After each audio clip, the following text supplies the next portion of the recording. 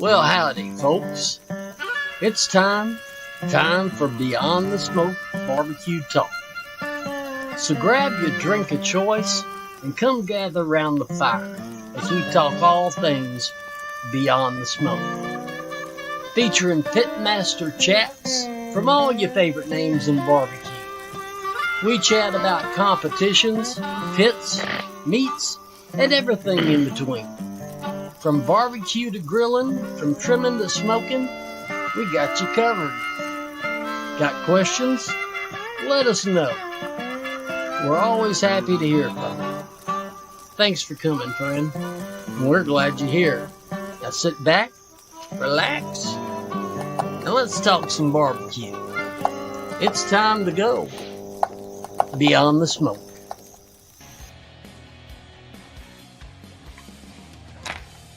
What's up, boys? What's going on? Yeah, I had to mute Anthony again. Come on, man. I even lowered my mic. Come on. What's up, boys? It's Monday. Oh, man. Yes, sir. Yeah, we had a busy weekend. Mm-hmm. Yeah, I think we all did. Yeah? Absolutely. Yeah. What'd y'all do this weekend, Sam? I went out to Cowboy in Midland, support the Leslies and Cal. Did a little cooking. Yeah. Do you know who reserved it and who granted? I think old Chuck Long with Texas Rebel Smokehouse won. Yeah, he did. And old Nina Q Barbecue got that reserve. Anthony Montez. Yes, sir. Very fortunate, man. Congratulations, dude. That was awesome. Thank showing. You. Awesome Appreciate showing, it. man. Thank How'd you feel about your cook? Oh man, honestly, bro, my ribs. I felt pretty strong about my ribs. I guess they didn't feel the same way. You know how that goes. Yeah. And then my brisket was a little tight for my taste, honestly. So just a little bit, huh? Oh man, there you go. Look at that. Look like somebody's granddad up there, bro. like a proud granddad. How about that? Yeah, fishing pictures. That's nice. Yeah, it was a great time, man, for a great cause. It was awesome. Nice. It was super awesome. And I see her in the chat right now, but Melody Vincent, she cooked her first cook-off this weekend, and she had a big second-place rib. Yeah, that was a huge call. I mean, that came out of nowhere. That was wow. That was really cool, man. Better watch out. Yeah. She's coming for us. And Matt was there, too. Yep, here it was. What's up, brother? Enjoyed meeting you, man. Yeah, man. Hell of a trip for him. God dang. Yeah. Just a little bit. Just a little bit. What about your chicken? Talk about your chicken. How'd the chicken do? Man, my chicken ended up. Well, yeah, okay. Well, I guess that says it all right there, right? Yeah. I wasn't too happy with that either, man. But, you know, hell, I mean, I got to the place. I got to walk. I got out of my chair, bro. So felt really good about it, man. There you go. Okay, right there. Yeah, I was already feeling. That's a big difference. Yeah. It's just a bigger sign, bro. More to hide behind right there. I felt a little more thinner in my element right there. The skinny champ. Dude, that's an awesome buckle too, man. I saw you posted the picture today, dude. Those two are pretty nice. Oh man, they're beautiful, bro. I was wearing sweatpants at the awards, and later on that night, I had a little too much to drink. I wanted to like clip them onto my sweatpants. So I'd probably lose them. Didn't want to chance it. And Sam, how was yours? You didn't walk Nice. pretty good, dude. Hell Yeah. yeah, you did. That Man, dude was on fire. being honest, I hated everything. Really? Like, I wasn't mad at the texture and tenderness. I thought I hit that, but man, my ribs didn't pop. My brisket it was just brisket. Yeah. And chicken, I hate chicken, so I don't expect much with that. But no, Hell yeah. Heck, man, he got up out of his chair quite a bit for hating it, man. Yeah, no kidding. No shit, man. Well, I'm too bad I wasn't able to make it out there, dude. I really wanted to go, but I had a cook going on myself, and it was all right. It was all right. Oh, we understand, man. At least Kyle made it out, man. He made his presence felt out there, man. Really helped us out with, getting us what we needed out there and stuff. mhm. Hey, Like cool. Ashton? I was fucking excited, dude. I think I hit Anthony's hand so fucking hard he almost cried. He was watching that. That must have been right before the chicken picture. Might have been. Yeah. That's probably why he was crying in chicken. It's all good, fellas. Well, cool, man. It was good. It was good. It's a great time. The weather held up. I guess it was a little windy on Saturday, wasn't it? Yeah, Not too it was, bad. it was kind of up and down. It wasn't too bad. Nice. What's going on, Bobby? Yeah. I got to figure out how to set my computer up so I can watch the Houston game at the same time. You probably already know the outcome of that one, though. Oh, yeah.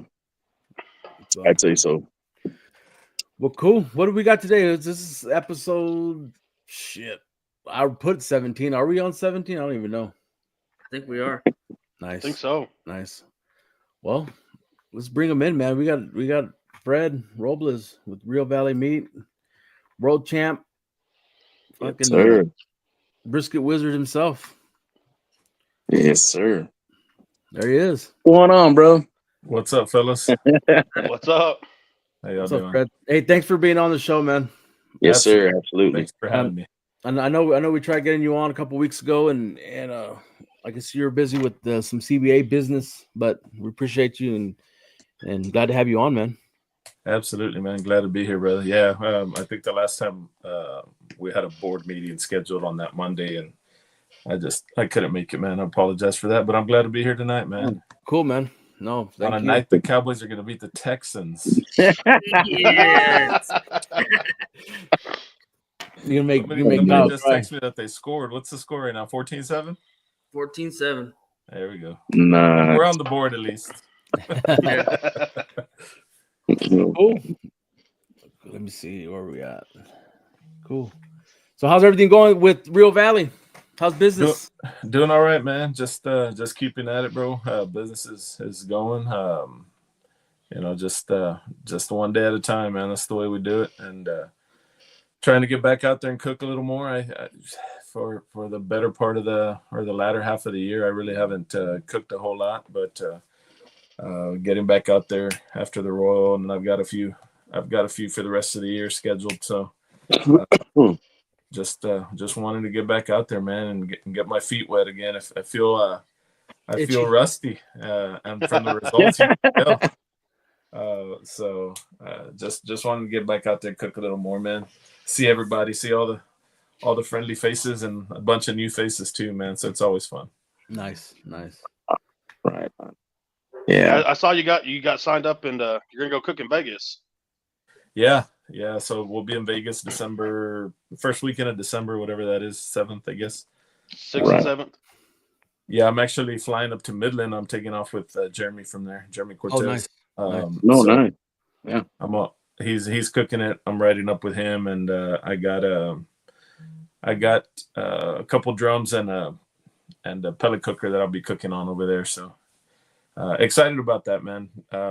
Never cooked in Nevada, so that'll be a one to knock off the list for me. So yeah, just cooking in Vegas sounds fun. I said it'd be fun. We're gonna go do it. See what happens. Where's the cook at? Is it gonna be? It's on the strip or no? It's on the Man, south end of the strip. Yeah, it's on the south end of the strip. It's at the Bass Pro parking lot, actually. Oh, Bass okay. Pro Shops. It's right in the parking lot of the Bass Pro Shop. So, man, I think they've got like 80 teams signed up for that thing. So it'll be a good one. There's some big names gonna be there. So, like Fred Robles. well, Can't get any bigger than that, dude. I don't know. man, there's a lot of cooks I highly respect that are on there, and so it's, man, I think I've beat them all and they've beat me all. So yeah, it's one of those deals. Yeah. So may the best barbecue win that day. That's right. Yeah, I think Sam and Tyler are going to be there, right? Sam? Yep. Y'all head up. Are y'all going up there? Nice. Yes, sir. Nice. The Y'all driving? green. Yeah, we're driving out. What's that drive for you? From Lubbock, it's going to be 12 hours, 13 hours. Okay, yeah. Depending on which way we go. Yeah, and that'll be what, depending on weather, which way you go or what? Yeah. Yeah, that's what Jeremy was telling me. Like, man, I don't know, dude. I'm just if it's snowing in Flagstaff, we're gonna go down to I-10 and go across. All right. Yeah. So it's gonna take about 17 days to get across New Mexico. Man, it'll take me like 22 days to get to Lubbock from where I live. That's no joke there. That's no joke. I remember when I first came up here, we went to I had a job interview in 01 in Lubbock, and I went from Raymondville to Lubbock, and I was like, man, it's a long way. It's a long way. I hit my first dust storm coming in. I'm like, holy shit. Man, that's horrible, dude. I did a cook-off in Ruidoso, New Mexico. And on my way there, we're still in Texas. I don't know what part of Texas I was in, but man, we got a dust storm, dude. I couldn't see the hood of my truck. Yeah, you can't see it. Man, and my wife's going crazy in the truck with me. She was driving with me. She's like, "You better stop and pull over." I said, "Babe, if I stop and pull over, somebody's gonna come and hit me from behind. I gotta keep going." For sure. And sure enough, there was a bunch of wrecks. We saw wrecks on the other side of the road. It was bad, dude. Like I've never been in something like that. And I sold that trailer a couple of years later to Manuel Chingon Barbecue. And I said, man, it's still got some West Texas dirt in it from all kinds of freaking dirt in that trailer from that dust storm. We got in places that dirt shouldn't get. But it was crazy. What do you think about cooking? I know you cook in West Texas plenty of times. What do you think of the weather over here? I mean, as far as anywhere else you cook, man, it's just more difficult. More difficult. It's to me, it's just a drier climate. Everything's a little. I mean, down in the south, it's pretty humid, so you don't need to keep a whole lot of moisture in your pit. I mean, I run a water pan, but I think up there it's you have to. If you're asking me, I think you just to keep meats moist. Or have some sort of humidity in your chamber. But you know, I think elevation plays a bigger part to your cooking. Like that time I mentioned cooking in Ruidoso. I don't know how high we were there, but it's pretty high. Yeah, for sure. That was like a KCBS event, I think, and I think the weather was like it was like kind of like drizzly kind of weather type thing. And there was ice on the ground. Yeah, there was ice on the ground. Yeah. I don't know. Y'all probably know Reagan, Barefoot Reagan. Mm-hmm. Yeah. Man, that he was out there walking barefoot in the ice. I was like, man, you're crazy, bro. But yeah, there. I mean, stuff. Man, I couldn't get anything over like 195, 196. Wow. A brisket, it just wouldn't go. It doesn't matter how much wood or fire I put into that Jambo. It wasn't going over that. So that's the elevation for you. You know, boiling. The boiling point is a lot lower also. So you just got to know where you're cooking and what elevation you're at and take that into consideration. Yeah. I don't know what Vegas is as far as elevation. Man, I don't think it's very high. It probably higher than where I'm at, obviously, right? Because I'm sea level pretty much. But I need to check, man. I really don't know. Yeah, when we cooked Fort Davis, I think my brisket didn't get stopped at 202, and that was it. That was it, man. It just wouldn't go any more than that. So yeah, I know what you're talking about. Yes, sir. 2,000. It's at 2,001 foot. Yeah, so that's not bad. I mean, it's not like Ruidoso where you're, man, I don't know, 7,000, whatever it is. Yeah, It's up there. Sea level. Midland's at 2,700 foot. Yeah, so Vegas probably cooks the same as about Midland. Nice. And that's wild. Well, cool, man. How's CBA going? Y'all been busy. Doing good, man. We're trucking along. Yeah. We're rounding out our points chase year here at the end of November. So there's a bunch of guys who are trying to get a leg up on whoever's right above them, and man, they got a couple weeks left. So I guess we've got 2 weeks. Yeah, right. 2 weekends left. Yeah, so it's coming down to the wire for those guys, man. Whoever's chasing points, whoever's going to be. I made a post the other day about, we make T-shirts for our end of year cook-off for our CBA Worlds, and I made a post about, man, who's going to be on that shirt, right? How close are you going to be, and can you get in the top 25? Because we put the team names on the back of those shirts, so it's one of the deals that people want to, they want to be on those shirts, and it's a cool deal, man. I mean, February will be 4 years now for CBA. Coming February, at the end of February, we'll be 4 years old. So we're still new. We're still growing. We're still learning. But man, it's been a fun ride. A lot of good has come out of it. Some bad, just like anything else. When there's a change, or there's always going to be some resistance, right? And unfortunately, people have their views and have their opinions, man. But ultimately, we're here to grow the sport and to grow barbecue and the love of barbecue, man. And I think if we can do that and stay on mission and stay on task, I think it's just going to help everybody. It helps guys like me who have seasonings. It helps pit builders. It helps podcasts like you guys. Man, I think it benefits everybody for barbecue to be good and well and healthy. So that's what we're about, man. We're trying to spread the barbecue love wherever we can, and go forward, man. So the way we do it is through CBA and Champions Barbecue Alliance and sanctioning cook-offs, and try to have the best, fairest cook-offs out there, hands down. So that's what we try to do, and treat our customers right. Who's our customers? Every single cook. That's at a cook-off. Our promoters are our customers. Our judges are our customers. So if we can do that, man, I think we'll be fine, just like we have been. So we have a great team, man. I couldn't do this by myself. We have a really, really, really great team from event reps to area ambassadors to assistants to everybody on our board. We have a hell of a team from top to bottom, side to side, man. It's just one of those deals that without a good team, you ain't going nowhere. So kudos, hats off to the team who make this thing go around, man. Who keep the train on the tracks, man, because the train is a coming. Tell us who some of those team members are. Oh man. So I'm gonna leave some names off. I hate to start this, but I'll try. So we've got Roddy and Sarah Trevino, who are VP and our secretary. We got Bill Purvis. We've got Aaron Leslie, and I'm talking about about our board right now. Right. My wife Yadi, Paul Whitaker is on our board. We've got Sean Larkin. We got Robert Rocha, who's on our board. Rhonda Pfeiffer's on our board. Joey Machado is on our board. Luis Fernandez. Jaime Balderas, he's our director of judging.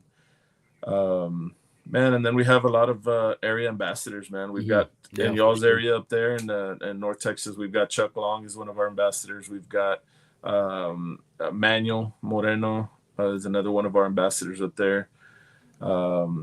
Aaron Leslie, of course, helps us. He's a board member, but he helps us as an area ambassador as well. So, man, we've got a lot of people that comprise Champions Barbecue Alliance and event reps. Anthony's wife has become one of our newest event reps, and man, she's doing a hell of a job for us. So thank you to her, and hopefully she keeps doing it and enjoys what she's doing, man. So thank you, Maria. And yeah, we got a good crew, man. Right. So couldn't do it without them. Did you ever think the CBA was going to take off the way it did, as fast as it did? No, man. No? I never thought we'd want to do a sanctioning body. I just wanted to cook barbecue. Right. That's what I wanted to do. I just wanted to cook and try to be successful on that side of things. And man, things worked out the way they worked out, and the opportunity presented itself. And we had a lot of our friends and a lot of other cooks say, "Hey, man, why don't we try to do something on our own?" That's how CBA got formed, man. Just through conversations and through promoters saying, "Hey, guys, we've got relationships with you guys. We'll follow you guys. Whatever y'all want to do, we believe in you." Man, and some of the biggest cook-offs we still have to this date were the first ones to follow us. So without those guys as well, I mean, we wouldn't be where we're at. So, but no, I mean, to answer your question, I think when we first started Champions Barbecue Alliance, man, if we were going to have 50 cook-offs a year, I said, man, that'll be great to have 50. Right. Man, last year we had 135, if I'm not mistaken. Wow. So, and it's growing. Matt's killing it out there in on the East Coast. He's here in the comments. So he's out in the New England area. I think we just put 2 more on the calendar. One in Vermont, one in New Hampshire, if I'm not mistaken. So those are Matt's. He's one of our ambassadors out there. Him and Rico. Rico is going to be our event rep in that area. So, man, it's guys like that have seen what we do and have bought into Champions Barbecue Alliance, man, and are spreading the love, bro. So, man, we're happy to have anybody who's interested, that wants to join the team and help us grow. Man, we'd be all over it. Luis, let's do it, buddy. CBA in Mexico. Let's go. Oh, that'd be cool. Yeah. So, man, and that's what it's about, man. It's just getting to know people and building relationships, man, because all this comes through building relationships with people, right? And having that talk and talking that, one-on-one and growing the sport, man. So, man, we're all about it. So one thing I'm really excited about, I'd like to talk about is the new Kids Q point chase, right? My daughter, I got Bobby's building her a little 30-gallon drum, for her to cook on the Kids Q's and stuff, man. And I'm really excited for her to be able to chase points. Maybe you can explain how that points works for the kids, and is it going to be mandatory for the kids to be able to cook in each cook-off, or is it still some yes and some no? Yeah, so the Kids Q points chase is something new that we're doing. I don't have the details in front of me, and it's very new to us as well. So I might be a little off on my answers, but the Kids Q points chase is going to be something that we're going to track points as an organization, right? Just like we do for the adults. Now, the Kids Q events are going to be up to a promoter. So if there's an event in your area and the promoter wants to have a Kids Q, we can run it, and we'll keep those points up to date, right? So however they do at the cook-off, then again, and also they have to be members. So there is a $25 membership fee for the kids, and that'll get.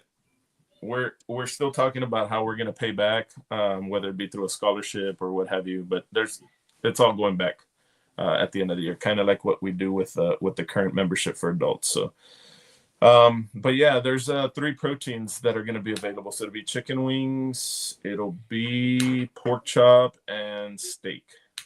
So the promoter gets to choose any of those three. And that's what the kids would cook, right? And there'll be two different age groups. So don't quote me on this, but I believe it's 6 through 12 and maybe 13 through 17. So it'll be 2 different age groups that the kids would be competing in. But yeah, it would take their top 5 cook-offs throughout the year. And that would be their total score, right? So instead of doing 10 like the adults, I feel, or we feel that 10 might be too much, especially for some kids that might not go every weekend with their mom and dad or whatever, right? So we wanted to do make it a little fairer for everybody, regardless of region or regardless of area they're in. So we cut it back to 5. So we'll take their top 5 events. Right now, the adults is top 10 events. So if you cook 50, then we're only taking your top 10 anyways. So, and that's how you end up on the points chase. And it'll be the same thing for kids. And instead of 10, it'll be 5 for the kids. But yeah, man, we're excited about the Kids Q deal, man. Rob put a post out on the Kids Q deal, man, sometime last week, and that thing blew up, man. Yeah, for sure. And it had, man, I don't know how many shares and comments and all kinds of stuff. So we're excited about it, man. And these Kids Q events are going to be, there has to be a CBA cook-off for the Kids Q to be attached to it. It's not its own Kids Q organization. It's not anything like that. It's just, if there's a CBA event, the promoter wants to have a Kids Q, then we'll run it and we'll judge it, and then we'll track the scores of any members that are kids, or any kids that are members. Sorry. So yeah, nice. That's awesome, man. Sam, don't be shaving your beard, dude. That's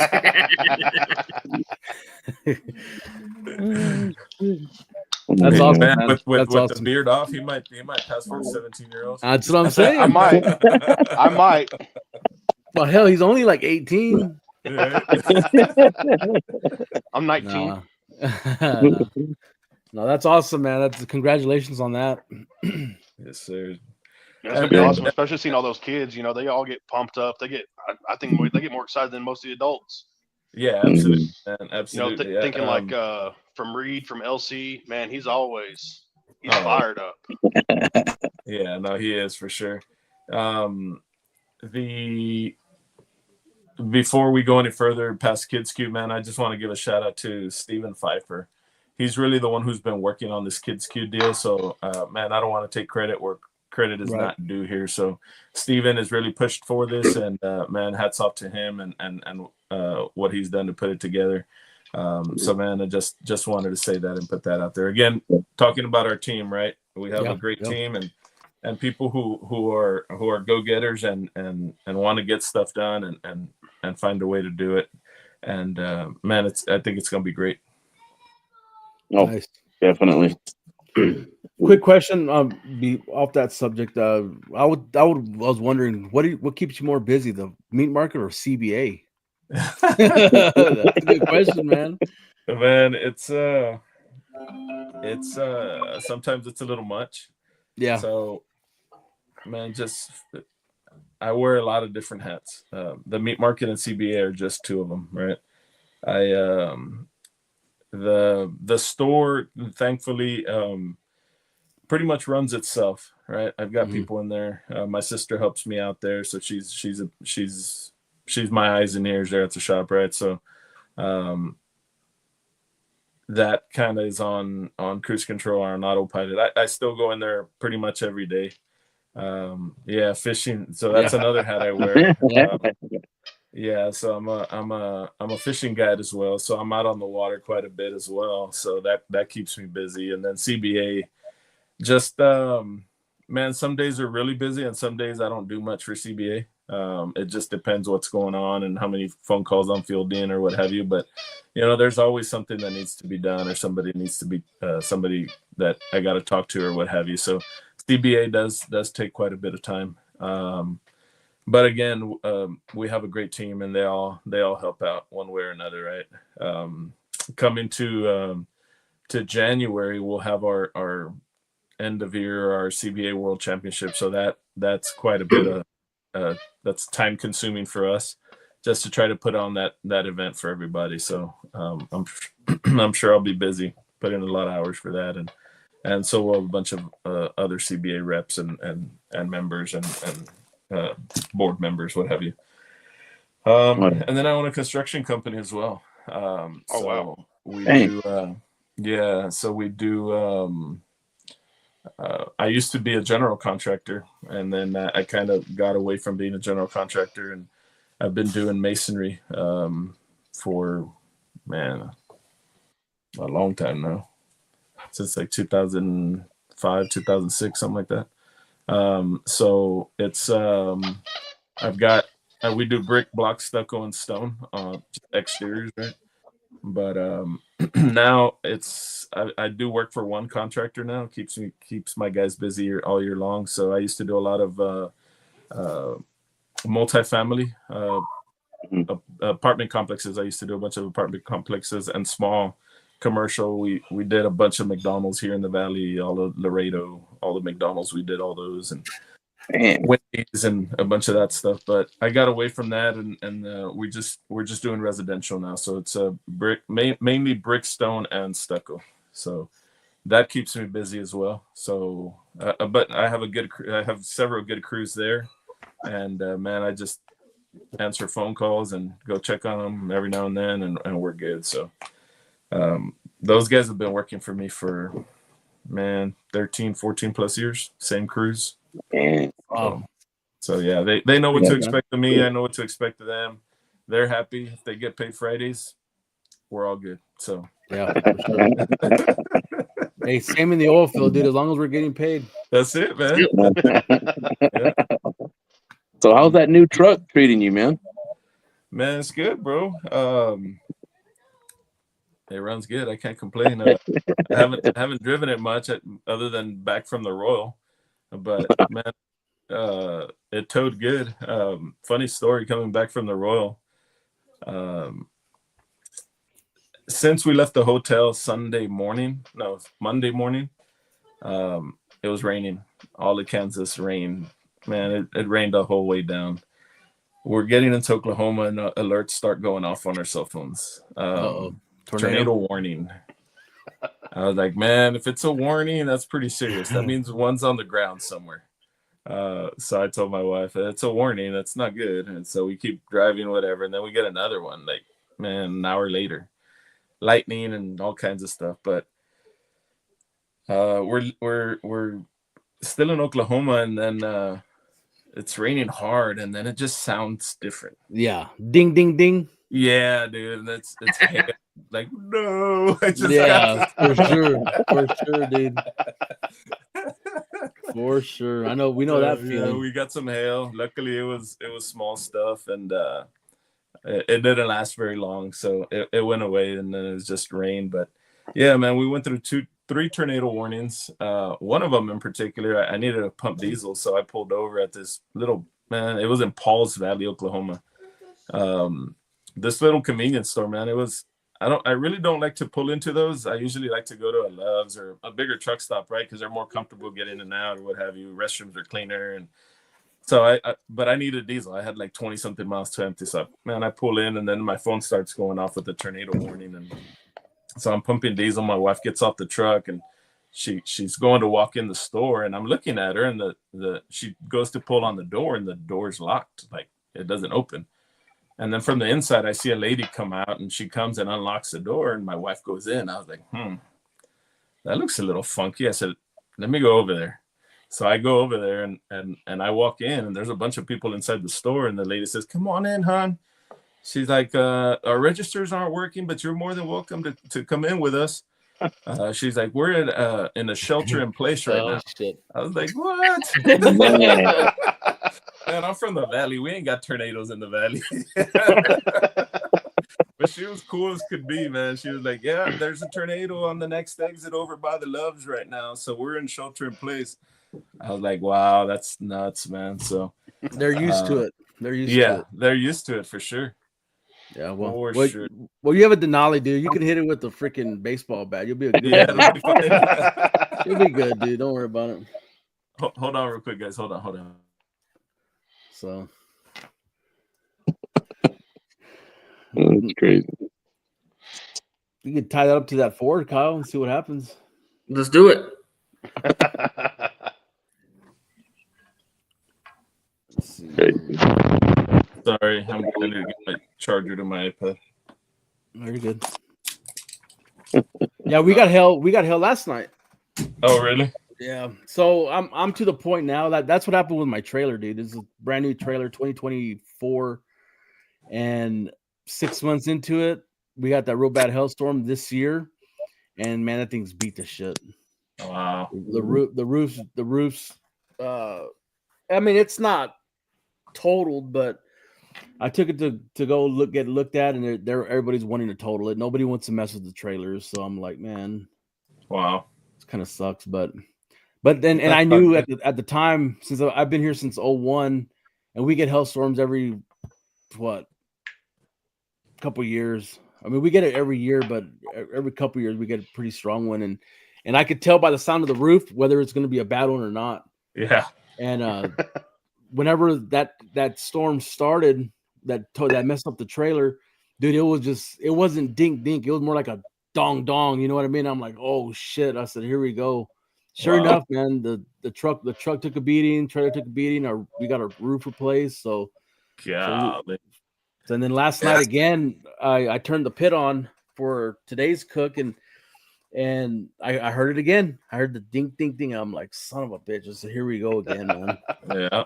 Can't catch a break out here in West Texas, but it is what it is. You get used to it. You get used to it. We got hot weather and hurricanes down here. Yeah, that's about it. We just got wind where I'm at. So Sam gets those damn dirt storms out there. Yeah, that's all we got is dirt and wind. Dirt and wind. I don't even call it a dust storm. It's dirt. That's straight up dirt. It's bad when it rains, and it rains mud here.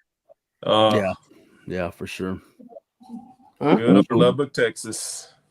Yeah, we're talking about that dust storm that we came through when I was driving and coming from the valley. That was like what? I was 21. And there, I've never dealt with that from down there. And we're going. It's me and my dad in the car, and see the dirt start coming. Then all of a sudden, you just see the lines of the road just disappear. And then you see cars headed towards you. Man, it scared the shit out of me, dude. Oh yeah, it's nuts. So, well, cool, man. Talking about the Royal, let's talk about your Royal. How'd you do? Mm-hmm. Man, I did all right. Day one, not so much. Man, I didn't like anything day one. Cook wasn't where it needed to be in that field of cooks, right? To do anything, and I knew it. Wasn't real happy with anything. Day two, I was tired. We had gotten pretty wet. It was rainy Saturday night at awards, and it was, man, downright pouring during awards, and we were just there getting soaked. So went and prepped for the next day.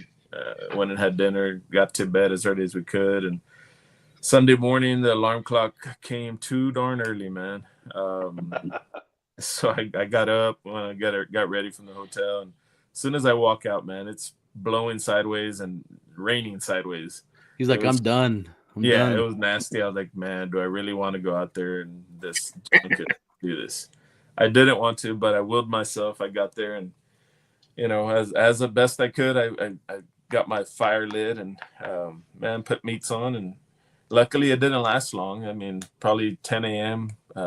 Rain stopped, sun started coming out, so it turned out to be a nice day. And man, I thought everything was good. I thought chicken was maybe a little dry. On the outside, I did thighs. That top layer, probably my pit was running a little hot or something. I felt it dried out a little. But man, I thought ribs were spot on. Pork was really good, and brisket was money, man. Brisket, burn ends were really good. I put them in the box. So I felt we had three 3 out of 4 really, really solid turn-ins. And I even the chicken was okay. It wasn't bad, but I thought it could have been better. So man, just talking to my wife after we turned everything in, she's like, "What'd you think?" I was like, "Man, I think we gave ourselves a chance, right?"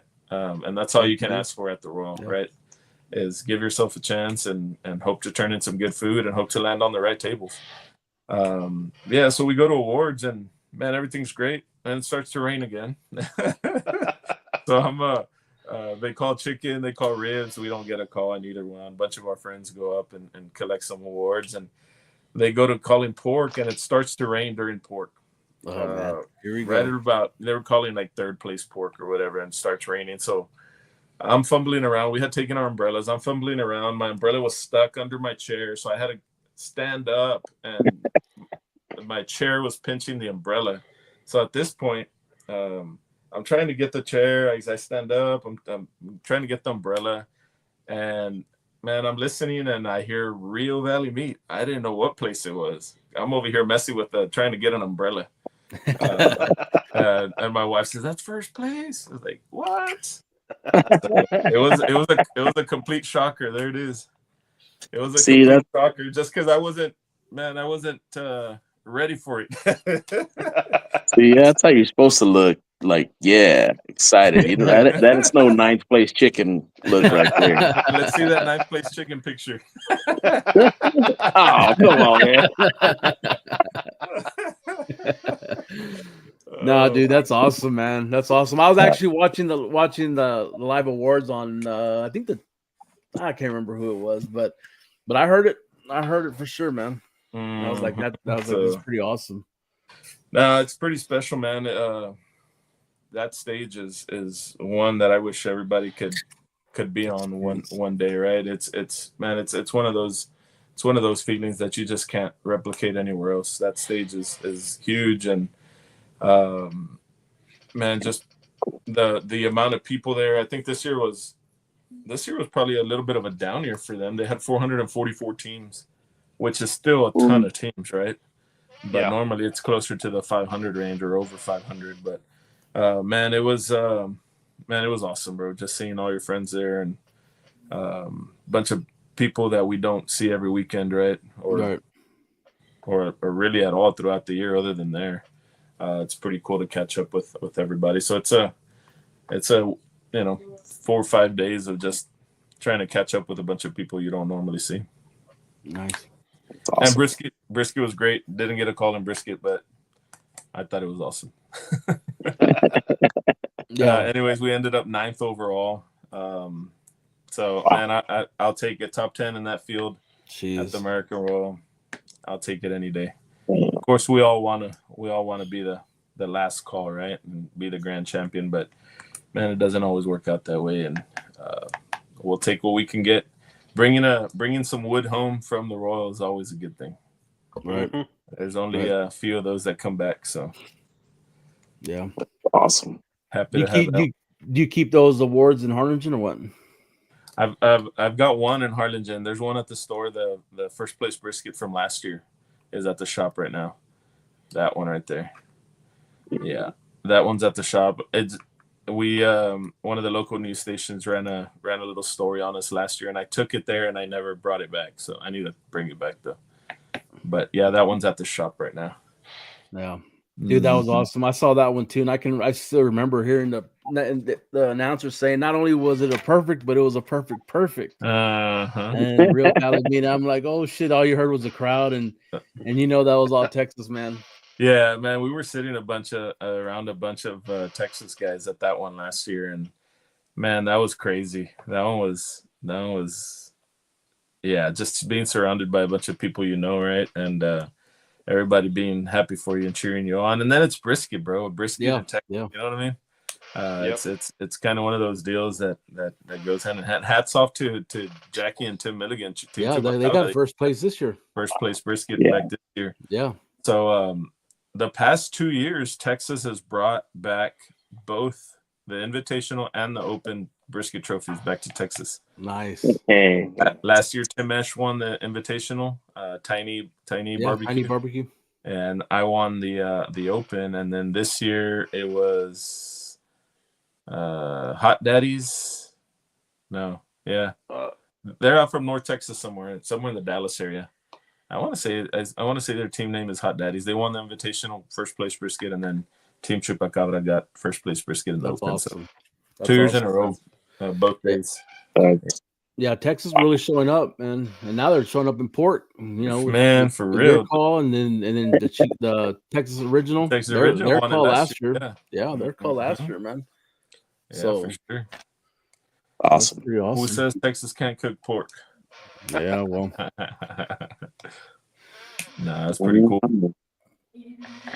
yeah. It's one of those deals, man. The American Royal, I try to tell everybody who asks me, hey, should I go? I think everybody should, if you have an opportunity, go out there and experience it, man. It's quite a spectacle just being it's at the Kansas Speedway. If you've never been inside one of those speedways or a racetrack like that, they're huge to begin with. And then It's another world. Man, inside the oval, wall to wall, is a bunch of barbecue teams. It's ginormous. It's just teams everywhere. So it's really cool, man. A lot going on, a lot to do, a lot to see. And of course, cooking on that stage is next level stuff, man. Right. Mm-hmm. Absolutely. Damn. Kyle, So how's the fishing been down in South Texas? Man, I haven't been since the Royal actually, but it's been good. A bunch of buddies have been out fishing, and fishing's usually good out here. Yeah.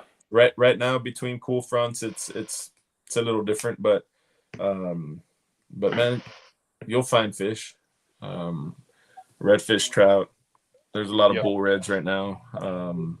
So man, fishing is usually good down here.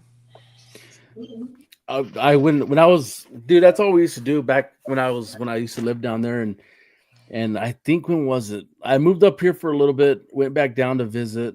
We went fishing, man. I got sick as shit. Like, dude, and that was the last time I've been at port. That's the last time I ever went to the port, dude. And I was like, man, I ain't doing this shit again. Sick, like seasick or sick? Yeah. So we went wading in the water. Uh-huh. And I don't know what it was, man. I don't know what it was. I got seasick out there. Yeah. And I was only up here for a few months, and this is the last time I ever went over. Yeah, you lost your sea legs. Dude, that was it, man. And we used to always go out there. Like, you know how it is, you know? Yeah, no, man, I remember speaking of sea legs, it's not a real thing, but I call it a real thing. I remember when I was younger, when I first started going fishing, man, I was one of those guys, fish sun up to sundown. Yeah. I was out there all day and on a boat. And sometimes it gets pretty rough out there. It gets choppy in some areas, especially in Port Mansfield or on the island in some spots. And, man, you had to have some sea legs on you to be able to withstand the waves of the rocking of the boat and stuff. I'd get home and be taking a shower, and I could feel myself. Still feel it. You'll still feel it. Oh yeah, you can still feel it. So it is a thing. But nowadays, most of the waters I fish are pretty calm and pretty smooth. So Colin has a good question there. How does it rank versus the Jack or Houston Rodeo? Man, I'm gonna be biased towards the Royal just because I've won the Royal. And you know, it is the biggest sanctioned contest in the world. The American Royal is. So to me the Jack is really, really cool, and man, I would love to be back at the Jack one of these years. And that's one of the reasons I'm going out to Las Vegas to cook up there, because that's an auto to the Jack. So nice. I'm going out there to hopefully punch a ticket to the Jack, man, and try to win that one. But Houston is an awesome stage. Don't get me wrong, man. Houston is really, really awesome too. Houston is a little bit different. Houston is more of a corporate deal. It's a big parties within a big party. Yeah. The Royal is man, a bunch of really, really good competitors. Yeah, there's parties and stuff. All business. Yeah, it's mainly all business. Yeah. Right. And Houston more and more now is becoming a little more competitive. Before, man, really none of the top cooks were cooking it. There was some, don't get me wrong, but not as concentrated as many as there are like last year or there's going to be this year. Now a lot of teams are being hired guns, what have you, to go and cook for these corporate parties. I mean, because you can't, average guys like us, we can't go in there and cook it unless we win the Royal or the Jack. You'll never get a spot. You got to throw out a bunch of money or know somebody who's already got a spot that you can cook for. So, San Antonio ranks up there too, man. San Antonio ranks up there too. San Antonio's big too. 300 and something teams. That's the second largest sanctioned cook-off in the world. San Antonio. They got 365 or 375 last year, something like that. So that one's big, man. It's huge. Yeah, and that's a cool one too. I like. Do you hold San Antonio closer to your heart, considering it's Texas, close to the valley and all that, South Texas? So after the Royal, San Antonio was one of those cook-offs that I always Dallas missed the field goal, Fred. Jesus. when our kicker, which is our bright spot, misses. It's only 17-10. It'll be all right. He's our MVP, man. But yeah, San Antonio is one of those cook-offs that, man, ever since I started cooking, you would hear San Antonio Rodeo, San Antonio Rodeo. Everybody would talk about San Antonio Rodeo. So to be able to do well there and win that was pretty special as well, man. Just being that it's mainly a Texas cook-off, right? Right. There are some teams that come from out of Texas, but you got the best of the best, cooking there in San Antonio. So that one's pretty awesome too, man. Really cool. And then man, it's 3-4 hours away from me. Yeah, so it's not far. Yeah, basically home. Pretty much. Yeah. So no, that one's pretty special, man. So right now we're chasing basketball for my son. We're gonna cook. The next cooks we have is CBA Worlds and then the Austin Rodeo. So I'm pretty excited to go cook the Austin Rodeo. Every video I watched on it looks like it's a badass time. Yeah, that one's a big one too. I think that if I'm not mistaken, that's the largest CBA cook-off we have. So that one will be 230, somewhere on there. Wow. I think it was 226 last year, if I'm not mistaken. So yeah, that's a big event, man, in Austin. That's another good one.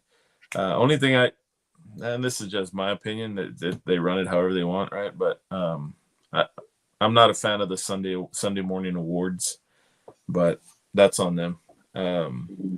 But teams still show up, and teams are still going to go.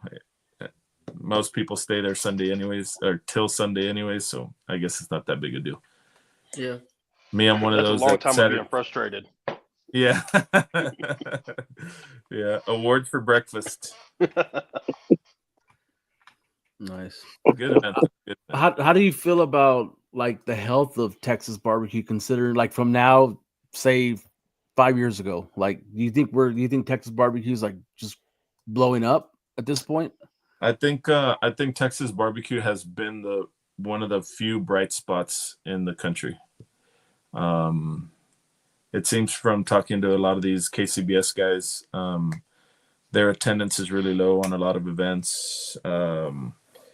It's just not the same here. Right.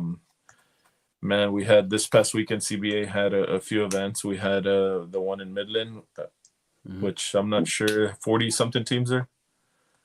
41. I think it finaled at 38. 38. 38 turned in.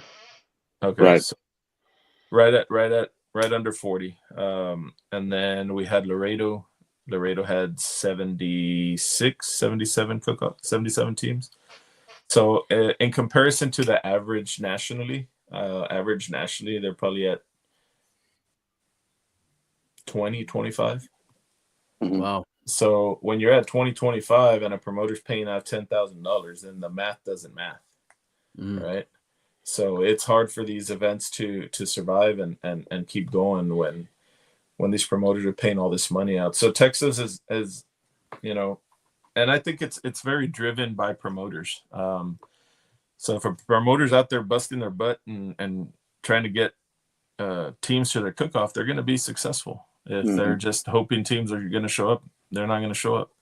So it's really on how much work they want to put in and what have you. But, you know, I think Texas barbecue is in a good place, man. Had it gotten fragmented a little bit? I think so.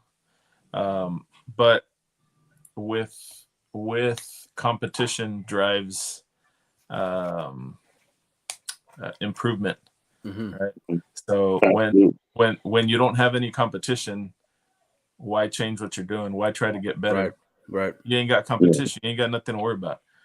When you've got competition, when you've got other sanctioning bodies out there trying to do other stuff, then we're all trying to get better, which is just good for barbecue, man. Right. So I think that's where we're at right now. And IBCA has made improvements to their scoring system. We've done what we've done, and at the end of the day, man, it's just good for barbecue. I see this growing even more, and I know we're trying to grow outside of Texas and hopefully spread the barbecue love throughout the nation, man. That'd be great. Nice.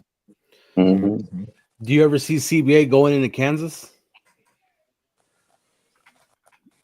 Probably eventually. Yeah. Yeah. I mean, it's not far-fetched to think it. I mean, we did our first event. Actually, it was our second event outside of Texas. We had one in Louisiana last year, but we had the one in Rhode Island in July of this year. So now we've got Rhode Island, we've got New Hampshire, we've got Vermont in the books right now, and there's a couple more coming up in that New England area. That's just wild. Yeah, we've got interest in Florida, we've got interest in California, interest in Oklahoma, Arkansas. None of those have come to fruition yet, but it's stuff that we're tossing the ball around, and hopefully we can make them happen. What about New Mexico? What about New Mexico? You ever hear anything about New Mexico? Let's go. Let's do it. You go to my hometown, and you like CBA Roswell. There we go. Let's go. Oh man, that's awesome, man! Congratulations on that, dude. I mean, I think from seeing what I see online, just like any of us, we all follow barbecue, right? And you see a lot of these KCBS cooks want to cook CBA, like they want it. You know what I mean? It's like but eventually you'll get there for sure. No, for sure, man. I think within time, I think a lot of it is us trying to hold it back a little bit. Also, just just wanting to make sure we're ready, right? We don't want to grow too big too fast and then fall flat on our face. So we just want to be able to have all the right pieces in the right places and just grow organically. Yeah. So as the head of CBA, do you only cook CBA or do you cook? I'll cook anything, man. Man, I'm a cook. I'm the president of CBA, but I'm a cook. I'm going out to Vegas to cook KCBS. So, if there was an IBCA that I wanted to go to, I'll go cook it. If there's a Lone Star, I'll go cook it. And the rest of our board and the rest of our members is the same way, man. So. We're barbecue guys, and if there's an event that we like that we want to be at, we'll go. Yeah, so yeah, man. So it's all good, and I hope I would hope that a lot of people would feel that way as well. I know there's some that I'm just gonna cook CBA, or I'm just gonna cook IBCA, or I'm just gonna cook this or that or what have you. Man, go spread the love everywhere. You never know what you're gonna like better, right? If it's closer to you or it's got more money or whatever it is, let's get up. I'll promote CBA cook-off in Oklahoma. Let's go, Colin. Colin, I think some of you guys were at the barbecue bash, right? Yeah. Texas barbecue bash. Yeah. That I haven't been to one yet, but I hear that they're pretty awesome, man. Yeah, it was pretty awesome. Texas barbecue bash. There's that one in Monahans, and then the one in Kennedy, I believe. He does 2 events with CBA. So I've heard nothing but good things about Colin's events, man. So, man, let's do something in Oklahoma, Colin, for sure. Nice. Right Yeah, well, on. I think, well, Sam and Anthony weren't at Texas Barbecue Bash. Of course, Kyle's the director. Right, just a director. That's all it is, Kyle. Yeah, director, executive director, Executive director, event director, whatever you want. He gets to walk around with a radio, dude. He thinks he's all bad. Official. Heck yeah. We need to get him one of those little fucking skateboards that go around so you can just roll around everywhere. The little What the fuck segways. you call me, like Paul Blart or something? Paul Blart. He's a barbecue cop. Good barbecue. Here's Daniel's comment. From what I remember, Barbecue Bash was badass. From what he remembers. From what he remembers. No, it was a good time, man. It was a good time. It was my first time going. I hadn't heard about it before, and then from last year I kind of heard about it, and then of course this year I helped Bobby out and did a good job over there. Learned some stuff from Bobby. So yep. So Bobby got me learning the little tips and tricks that I got from him. I mean, I think it really helped me with my with that third place rib that I had in Midland a couple weeks ago. So it was 102 teams and I had a third place rib. So yeah, pretty happy about that. Serge, was that the first sanctioned body you cooked out of CBA? Yes. Was KCBS? Yeah. Oh. What's up, brother? Yeah, that was a good time. It was a good time. It was all business, man. I mean, everybody else, it's weird when you see all these people that don't do barbecue. They're there, for the party or whatever. But for me, it was just all business. And I remember telling my VP, is like, you're gonna drink, man. So I don't drink during competition. So was that an oil field one? Yeah. Yeah. It was at Daniel's Energy. Yeah, Daniel's Energy. Well, it said on there was a Master Series, Kyle, on the thing. Yeah. It was just a 2 meet, right? So a 2 meet's a backyard in KCBS. Well, it was that the Wild Game was a sanctioning meet also. Though. Oh, okay. So I don't know, but you guys took all the briskets. I know that. Man, yeah. Dude, that was find nothing. a brisket. Yeah, that was nothing. That's why I ordered mine weeks ahead of time. So I lucked out and I called and got one, and I walked in. I was about to panic when they said they couldn't find my brisket. Sold it to me. Yeah. What are y'all cooking? Midland Meats. Midlands. Nice. Yeah. This last one I did Midland Meats, but I mean, just depending on the comp. But I'm not scared to run a prime. I mean, shoot, it's better for my pocketbook, but it's. I mean, I like the way they come out too, though. Yeah. Yeah, I'm usually running snakes if I can find one, but I'll run whatever I like, whatever I seem to like at the time. Whatever looks good. Except for a damn Angus. Dude, those Walmart Angus ain't worth a damn, dude. I wasn't happy with it. I cooked two. The first ones I ever cooked I cooked two of them this past weekend, and I took them to they only went to 204, but man, when I cut into them, they were dry as hell. Like there was like no marbling in them, and I just wasn't impressed at all. So you should have called Kit. He's always cooking them Anguses. Oh yeah. You get Walmart Angus, man. If Kit would cook Midlands or snakes, he'd kick our butts every weekend.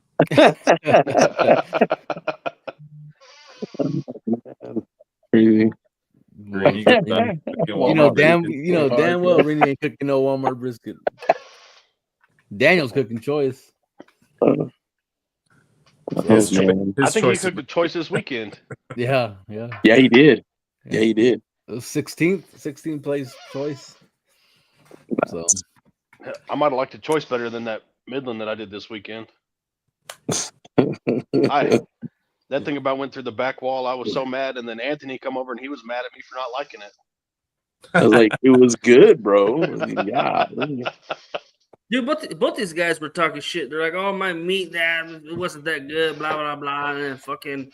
Then they walk. They both walk multiple times. They were Fucking Anthony sandbagging the whole RDC time, did. huh? Yeah. Yeah. Like I said, I hit my textures and tenderness, but that taste was just eh. It didn't pop. Well, it wasn't what I wanted. Hey, Right table though. It's because you still didn't put any good on its Blanco own, on it, but dude. still did good, man. You should have really put some good. Blanco. You should have put some Blanco on it. You'd have gone hard. Man.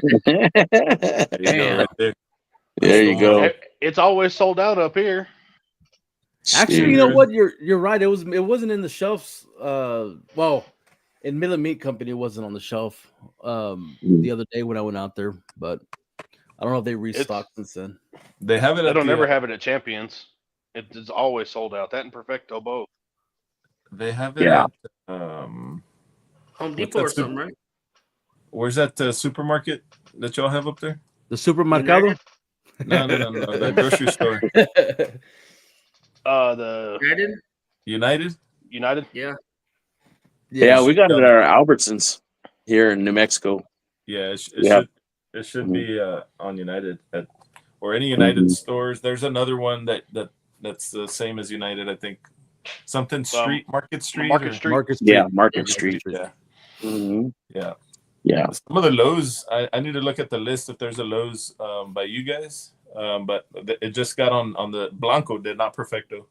It just got on the shelves of Lowe's home improvement stores. Wow. Not all the Lowe's have them, but it's not the Lowe's grocery store, the Lowe's home improvement store. Right. Yeah. And coming soon, it's going into 1,000 Home Depots. Nice. Oh wow. Both of them or just the Blanco? Both of them. Both of them Nice. are going into Right Home on. So, again, there's about 2,200 Home Depots throughout the nation. So I don't know exactly what 1,000 stores are going to have it, but I'm sure one of them in one of y'all's areas hopefully has it. Yeah. Heck yeah. Yeah, that's the one that's always on the shelf, man. That Blanco is something else, and not just saying that because it's a Valley product or nothing, dude. But that your product for real is one of my favorite. Yeah, like it's good stuff, man. It's stuff that we grew up eating, that I grew up eating. Something very similar to what my mom would put on almost anything at home. Right. And it's United is sold out. We need to call United. Get them some more. Yeah, we love that stuff on potatoes, on fajitas, everything, man. It's good. That stuff goes hard on anything. We use it at the shop a lot. We cook a lot of food at the shop, and man, anything from our fried pork belly, the chicharrón that we make, it goes on that. It goes on French fries. It goes on all the meats we cook. It's good stuff, man. It's just a good, very, very versatile. Man, if there was a one rub competition out there that you got to cook meat on, that's what it is right there. Yeah, for sure. Well balanced. Absolutely, man. Yeah, for sure. Absolutely. Do you consider that Blanco just like an all-purpose, or what do you consider it? Yeah, it's an all-purpose. To me, it's an all-purpose, man. It's a great base layer on anything. Like you can build flavor on top of it, right? And really, the way I made them was so I have the Blanco and the Perfecto. I made them to complement each other. Right. I was looking for a bottle. I don't know if one exists out there. I never found one, but I wanted to have a bottle that you could have both seasonings in one, but they'd still be separate. Just because I don't know if you've ever tried them together, like mix them in your hand, put a little bit of Blanco, put a little bit of Perfecto, try it like that. Bro, they're good on their own. Yeah. And they have their own purpose on their own, right? But you mix them together and they're magic, dude. Well, let me tell you a story. I'm sorry to interrupt you, but let me tell you a story this week. So this weekend I said I was cooked for the coaches and the flag football team, right? They're not barbecue guys, they're sports guys, they're football guys.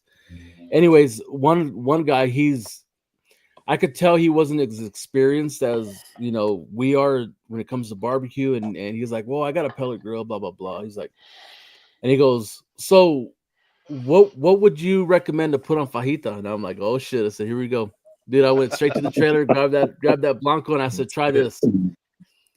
And his reaction, dude, I mean, it was a genuine reaction, and I could tell, man, like he's never tasted anything like that before in his life. And it the way it hit, and I could tell it's the same way it hit me when I first tried it, right? And he's like, man, that's some good stuff. And then he gave it to all the other coaching staff, and same reaction with that Blanco. And I said, okay. I said, try this. So I went to go get the bottle of Perfecto. They tried the Perfecto by itself. Uh-huh. The man, same thing. You know, they're all hyped out about it. And I said, okay, now put them together and mix it up in your hand. Now try it and tell me what you think.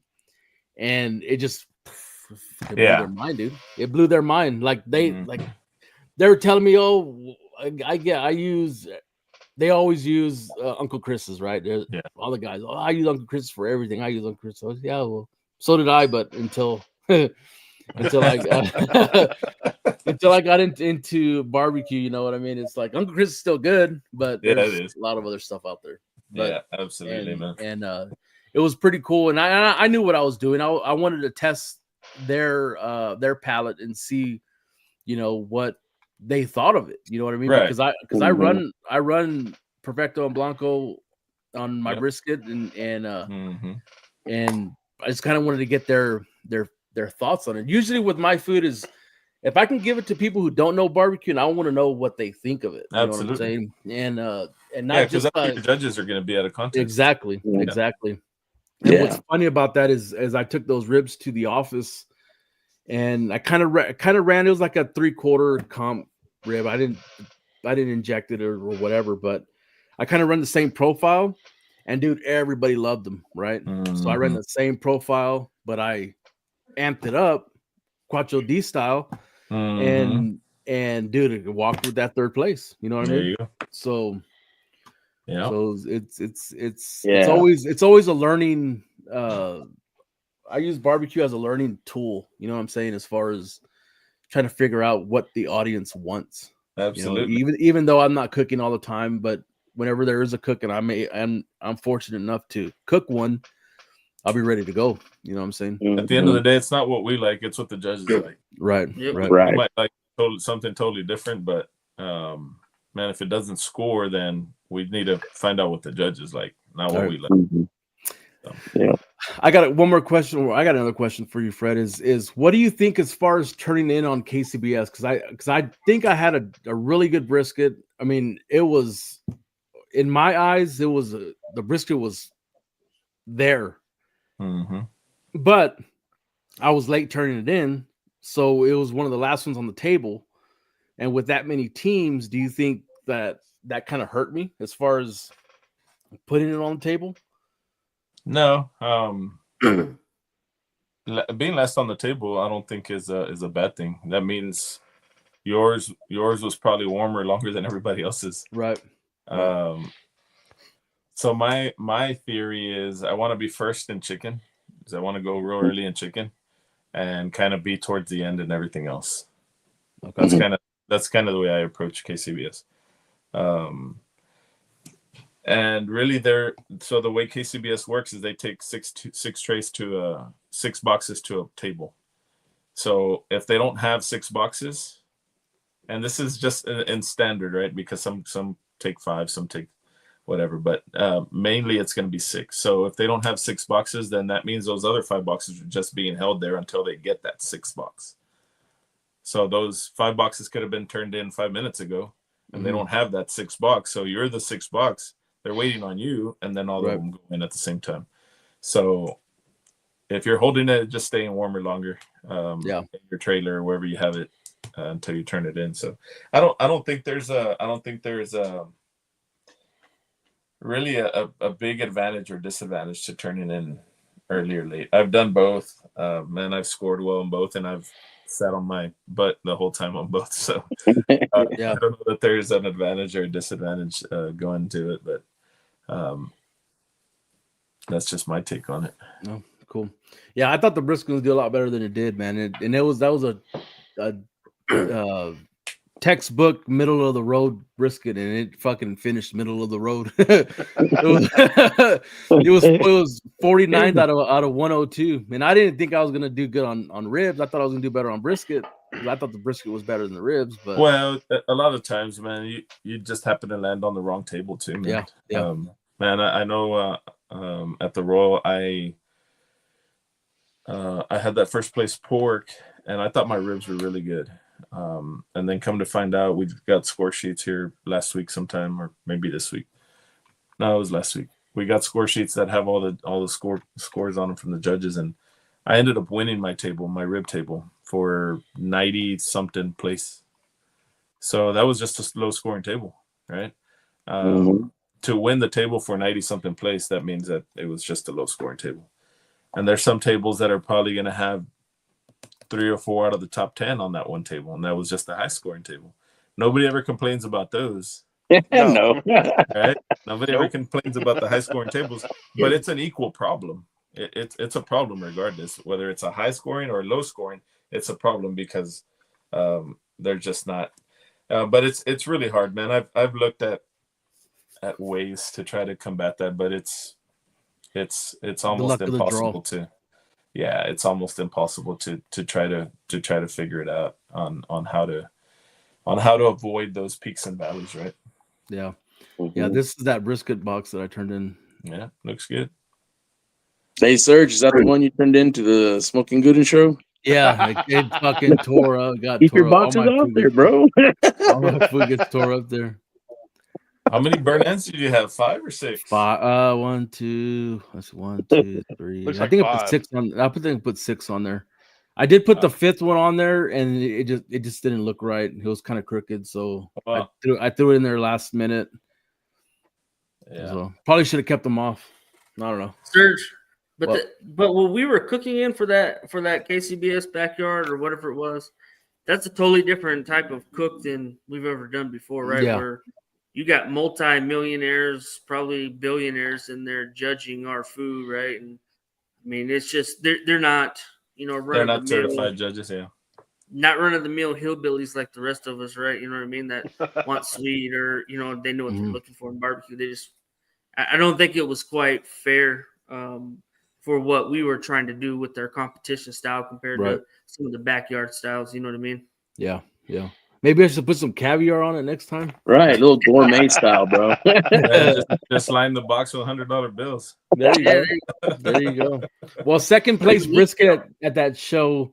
I told the guys the last time that they literally set that brisket on fire. The dude said he pulled the brisket out of the pit and it was in flames. That's how it was, and they walked second place brisket. So that's crazy.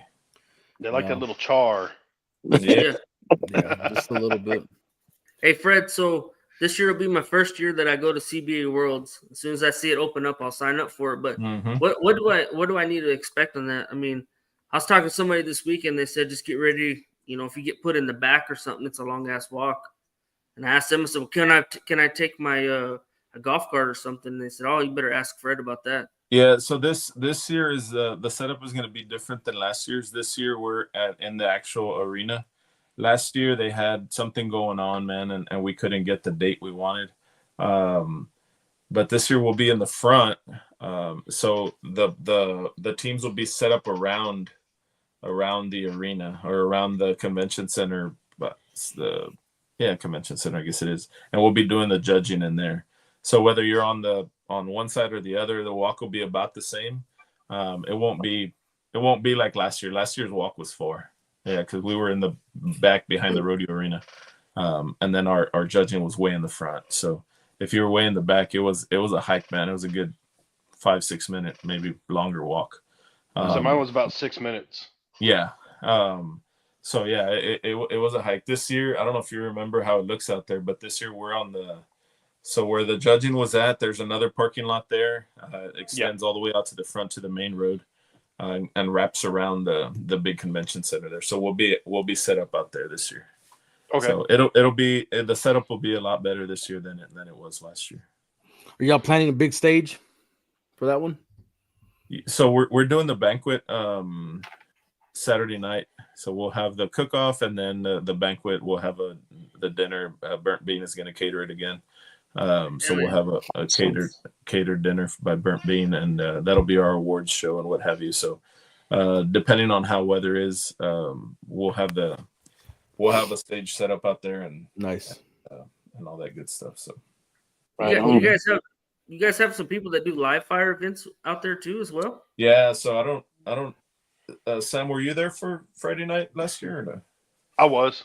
Yeah. He don't remember though, dude. Don't. No, No. I'm lucky to remember a Friday night. Man, the Friday night live fire stuff that we had there last year was awesome, bro.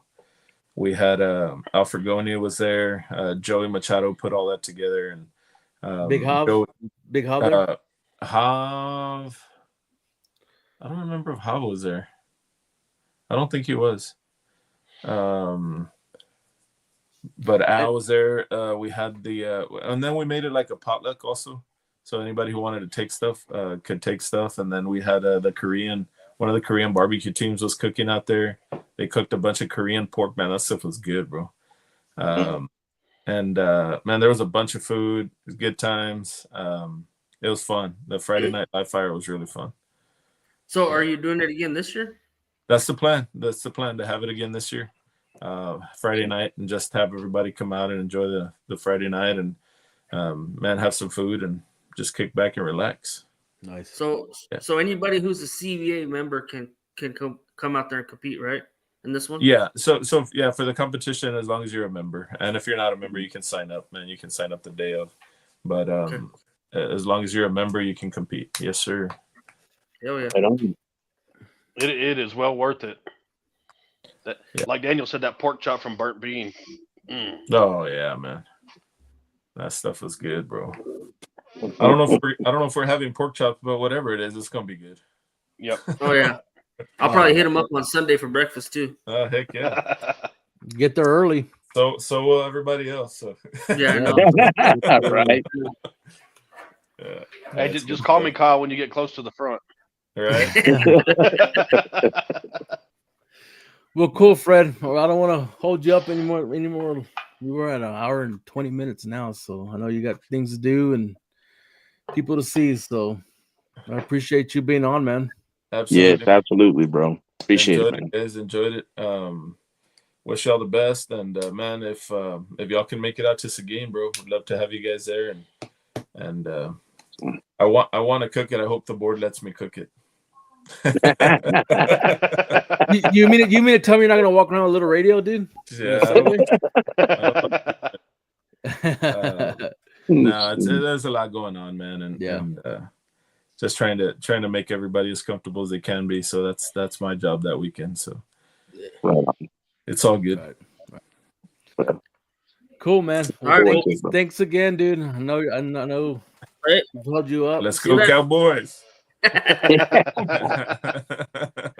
the game over or what? Yes, man. You still going? No. All right, Fred. Appreciate it, man. All right, brother. Thanks, brother. Thank you. Thanks. Man, that was an awesome show, dude. It's pretty cool, Man, man. Great. I was trying to stay engaged, dude, but the game's on right there in front of my face. I'm like, oh shit.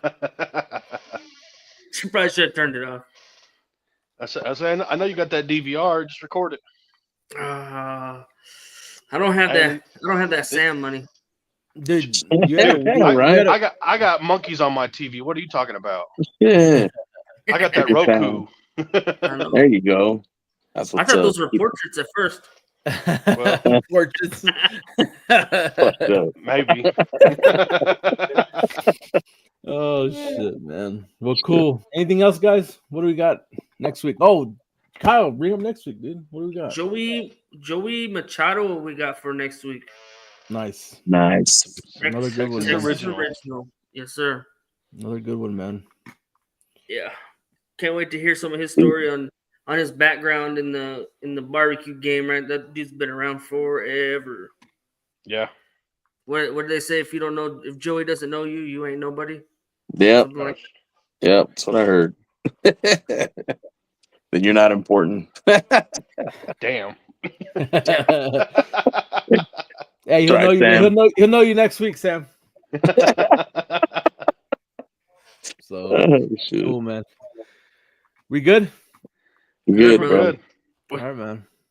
All right, man. Well, thanks for everybody coming on again. Another week, and hopefully we'll see y'all next week. Bet, man. Nope, Take care, absolutely. fella. Cool, man. Thanks. later. This is Parrish Randall, and this concludes this episode of Beyond the Smoke.